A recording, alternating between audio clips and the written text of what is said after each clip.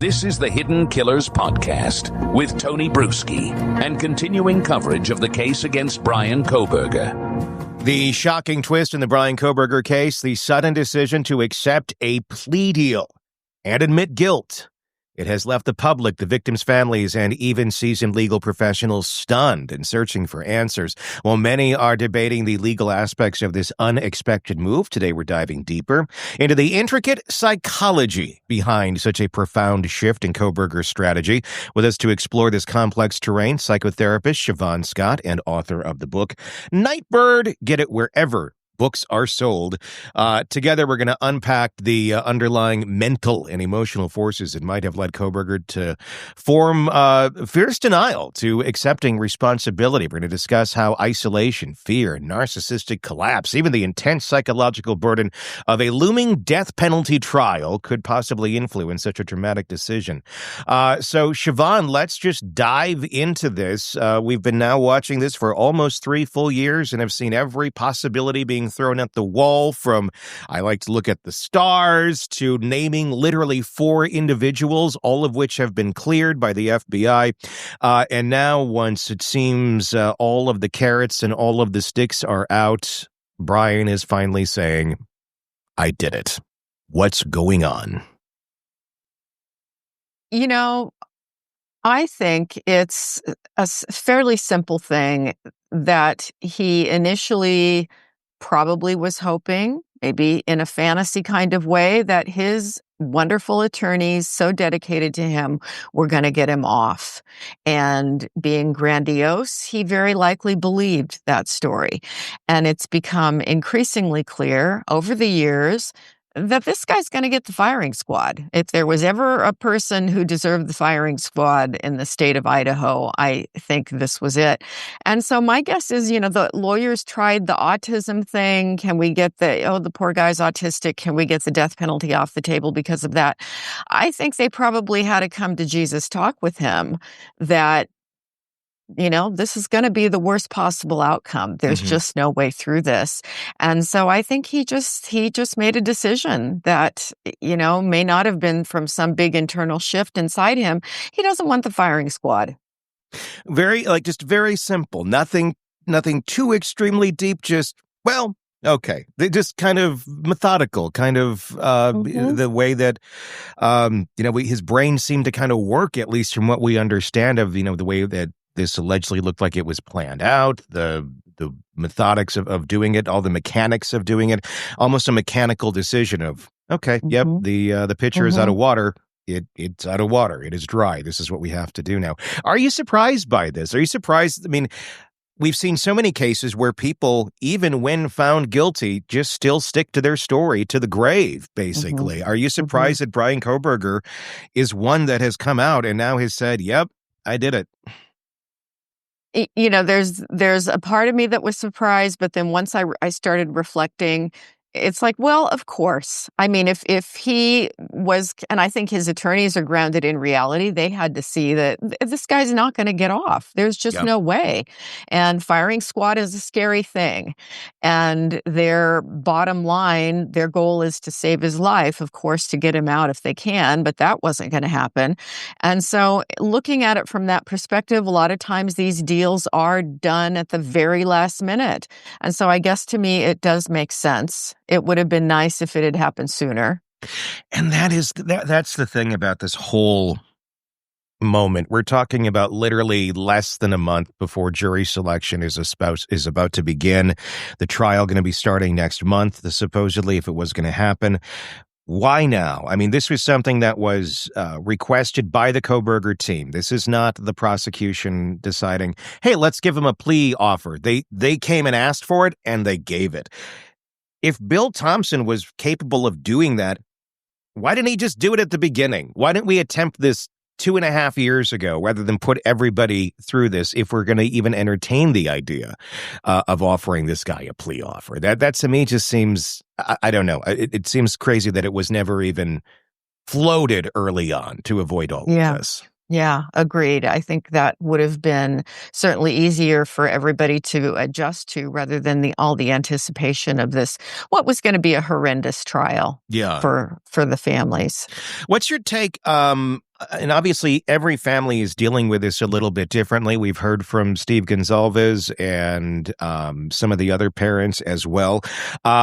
The majority, I would say, from what we understand, are not in favor of this. There are some of the parents who are finding this to be a bit of a relief of okay, we don't have to go and be drugged through this. Certainly, it's got to be a relief to the surviving roommates who otherwise would have had to testify. But what's your thoughts on, on folks like Steve who really, they wanted the trial. They wanted to see him go out and be put on trial and exposed for everything that he did. This kind of does seem like an easy way out to a certain extent.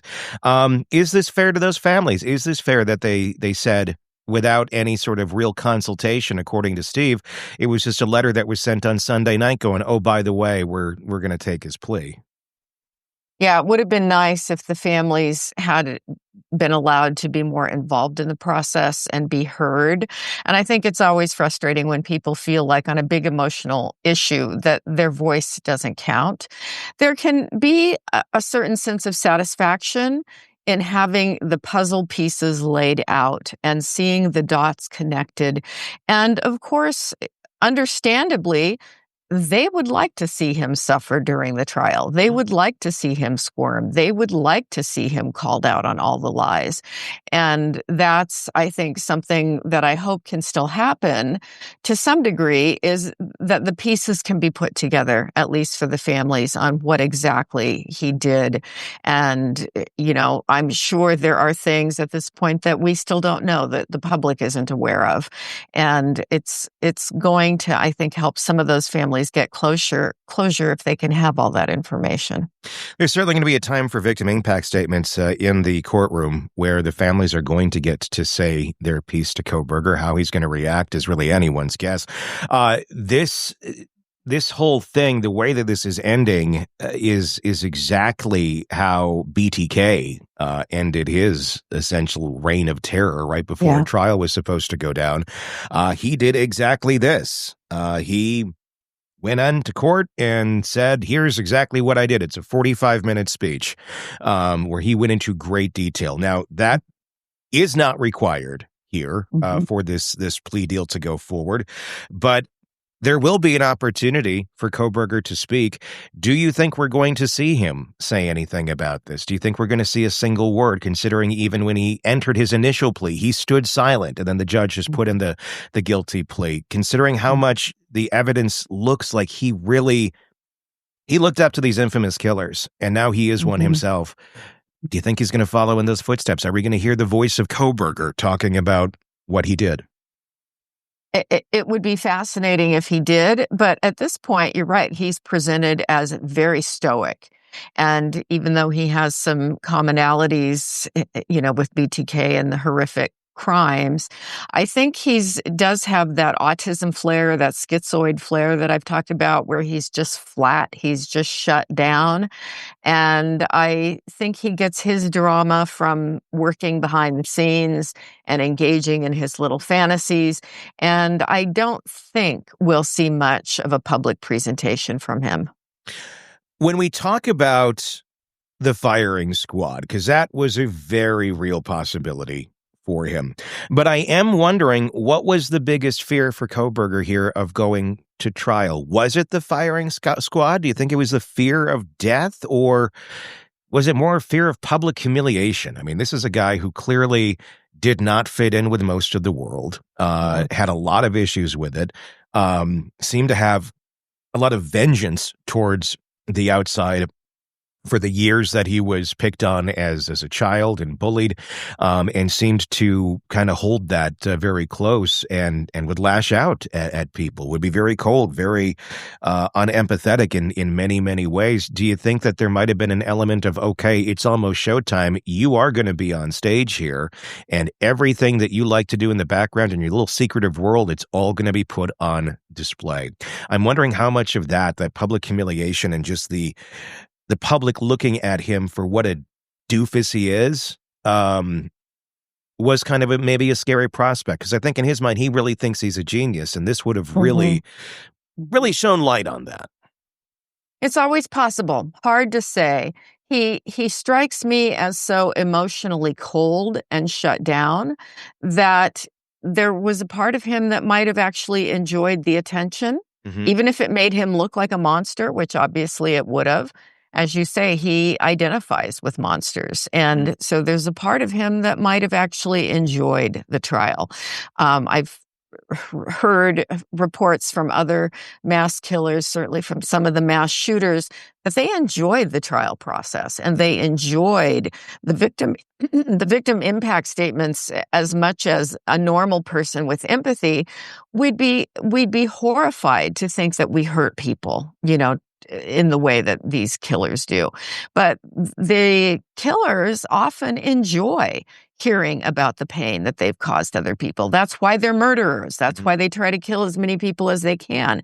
They have a really different way of processing in the world.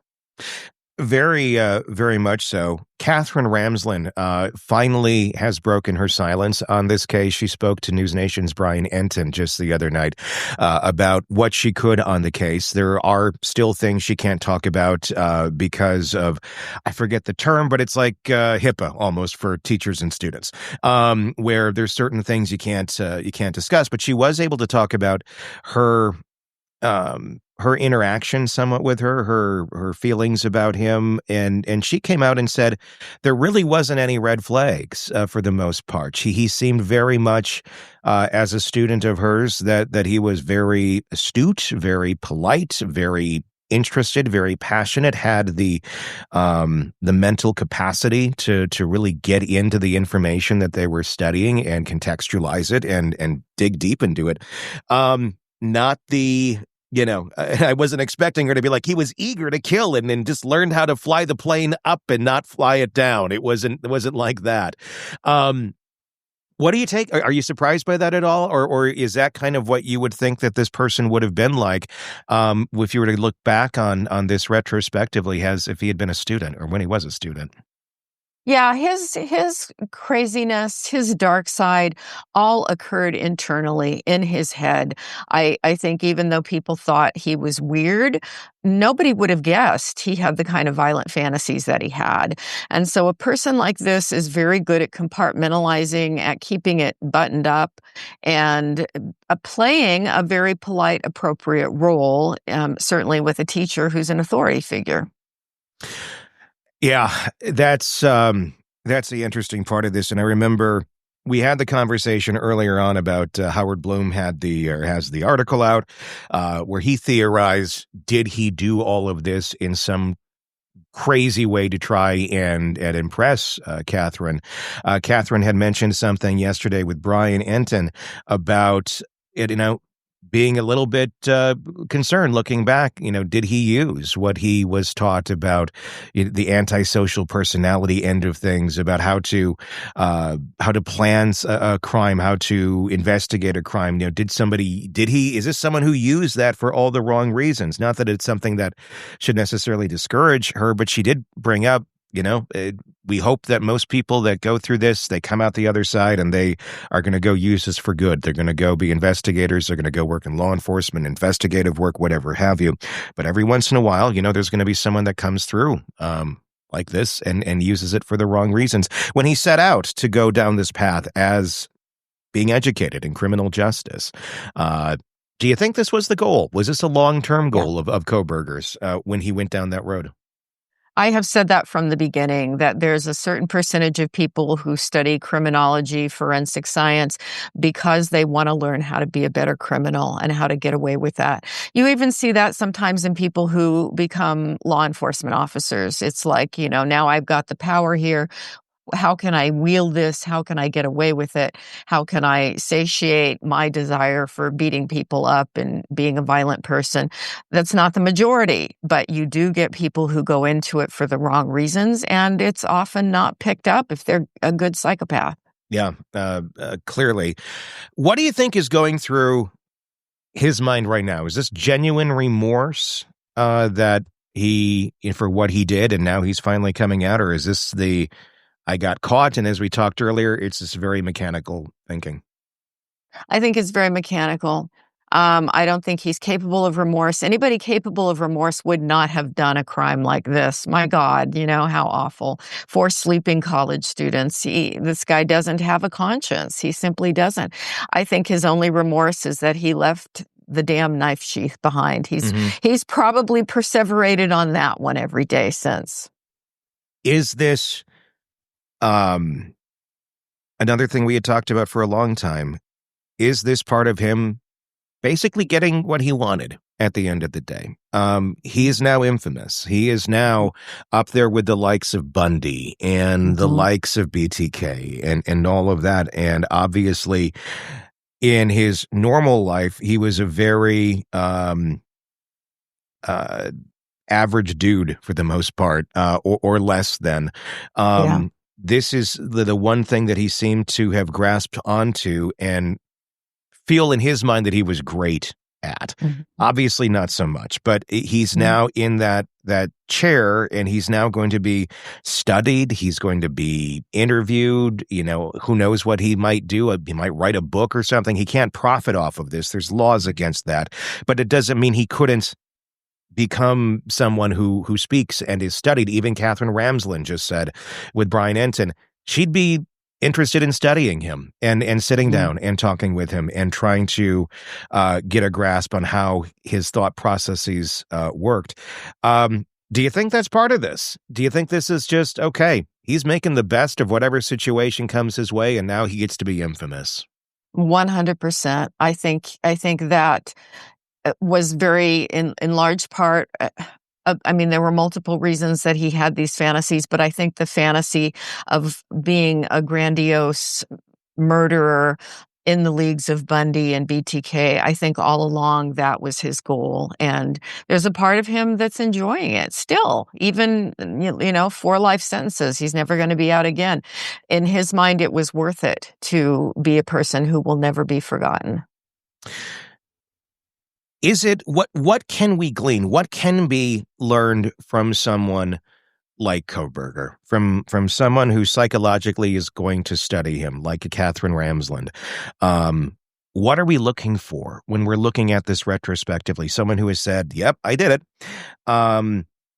Obviously, we can hear about his planning. We can hear about the logistics of what was done, but are we going to ever, this is one guy. Are there clues? Are there cues? Are there things we can learn from his behavior that can help prevent this in other potential Kohbergers out there that pop up every now and then? What can be gleaned by studying him further? It's a really hard one. Can we dissect brains? I don't think we're very good at the neuroscience of this yet. There are indications that people that commit crimes like this, that are extremely psychopathic, their brains are different. They came out of the chute different. And can we hope to understand that better someday in some way? Definitely. I don't know if the science is there yet. But it's hard to look at the behavior and say, oh, well, here were red flags, because there are lots of weird guys out there. There are lots of guys that are stilted, awkward, don't know how to relate to women, can come off as offensive at times. But there really wasn't anything that would have stood out in this case that said this guy is going to become a mass murderer. I don't think we can spot those things. Short of doing brain scans, which, I don't see that being anytime soon, but who knows?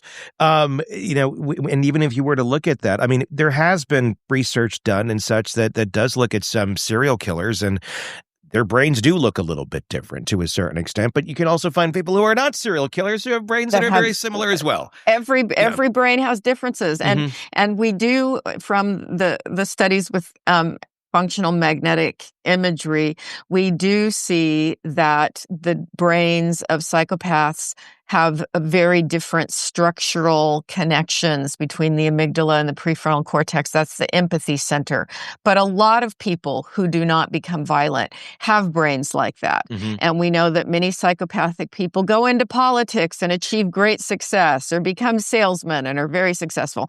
So it's not like we can, brain scan everybody in the country and go, oh, let's designate the psychopaths here. So we've still got a lot to learn, a lot to work out. And certainly there are red flags. If you've got a young boy fascinated with violent pornography, that's of concern. You want to get that kid into treatment. If you've got a kid that's harming animals, especially, dogs and cats, not just hunting or things like that, but animals that most of us bond with. If they're cruel to animals, that's a red flag. But I don't know that we saw those things with him, and there can be all kinds of hidden things about him that nobody ever saw. So if he were to be studied further by someone like Katherine Rams or others, I hope that we can glean some information on, are there other ways we can intervene with people earlier in life? That'd be really fascinating if it is something that could ever be done like that. It makes me wonder a little bit about the tools that we have, because up until now, we've been relying strictly on observational skills of other people, of others, of experts in the area to be able to look at this and go, okay, here's what I see. Here's the demonstrations of the behavior. Here's how they present. Here's what we think is going on.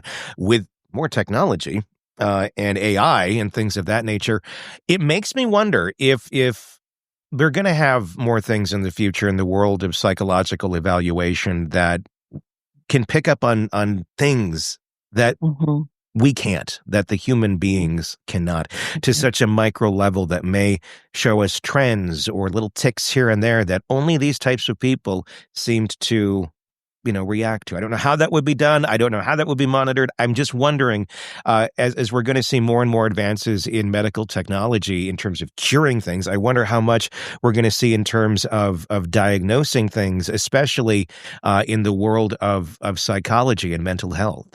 Yeah, I would guess if we're fortunate enough to still have humanity 100 years from now and still be inhabiting the planet, that we will be doing a better job at catching things than we're doing now. I want to talk about the family of Bryan Kohberger. They obviously have not spoken out very much at all since all this went down. We have reports that the family was a bit curious and a little bit worried that maybe their little boy is, in fact, this murderer, all the way to the fact that when he was at their house for Thanksgiving, the sister allegedly said, how do we know it's not him? He drives the car. He's wearing rubber gloves. This is a little weird. And then they checked his car. I mean, going as far as, it wasn't just, it's nuts. It's like, let's go look in his car. That's like, you really are thinking like this is it. And now you have the admission. I mean, how does that family begin to kind of wrap their minds around this? Or I wonder if they kind of already have. Yeah. I would guess that this has been sitting, with them for obviously since he was arrested. And to some degree, I would guess that they were prepared for it. But it's still got to be a horrendous shock to have it come out of his own mouth that, yes, he did it. Because probably, at least for, I think the father was the one holding hope or the most resistant to the fact that he was indeed guilty. It's going to be a hard blow. They'll never get over it. And I feel really, really sorry for his parents in particular, and for the sisters who lost jobs because of the last name. I would definitely be looking at changing my name because that's a unique name and they're never going to get away from that. Yeah, I would imagine that this is, it's something that will certainly follow them for the rest of their lives, unfortunately. They got to be looking back. I'm sure they have been, for years now at, what were the signs? Like you had mentioned earlier, we don't know what they were. We don't know what he was like as a child. I imagine we'll find out more of that if people speak or if people dig into it. But that's got to be heartbreaking and helpless as a parent at the same time, because you would be wondering, did I do something wrong? Was there an event? But do you think there was anything in Kohberger's life, and this is just pure speculation, that pushed him to go this far? Or is this more of just how he was wired from day one and the cards just happened to align this way? Yeah, we certainly have zero evidence that he wasn't raised in a good home. I mean, apparently, the parents seem like very normal, loving people who tried to do the right thing. When he had the problem with heroin, they got him into rehab. He recovered from that. So they seem to be very, very normal people. And while some serial killers do have a history of abuse, many don't. And I don't think we have a good explanation for that. But I'm sure they are beating themselves up. Whenever parents have a kid that takes a dark path, they typically, if they're normal people, they go back over everything in the history and they tend to blame themselves for not catching things, not noticing things. And it's really hell. I do think that there are people who just come out miswired, and that's the part we don't have completely figured out yet. Is there a benefit to sitting down and really digging in with him? And really trying to figure out what the heck happened here for the sake of future cases. Because I could hear an argument from the family going, you're doing exactly what he wants. You're giving him the attention that he wants. You're getting some of the best minds that we have that are already lining up to go and study him. Ramsden already said that she's willing to, basically, I'm paraphrasing, but she's willing to go have those conversations and try and study this. From a victim standpoint, yeah, it's like we're giving him what he wants, but is it for the greater good? Do you think this is someone who is capable of trying to tell his story and try to share where he's coming from, that would really be of benefit to anyone? Just your personal opinion on that. I think it's a benefit to those of us who study this stuff. Yeah. And we study it because we want to be able to prevent it. And that's different than going in with the agenda of, I just want to sell as many books as I can. Sure. So I think it depends on the qualifications of the person doing the interviews and the fact that they can ask the really important questions, the insightful questions, not just go in with lurid tales. Mm-hmm. But so I lean in the direction of, let's not make movies about him, because those tend to just be for attention. But more of a clinical approach, I think it is probably a good thing. Yeah, and I know Katherine Rams won't be doing it for clicks. She'd be doing it strictly for the research and the amazing research that she has done.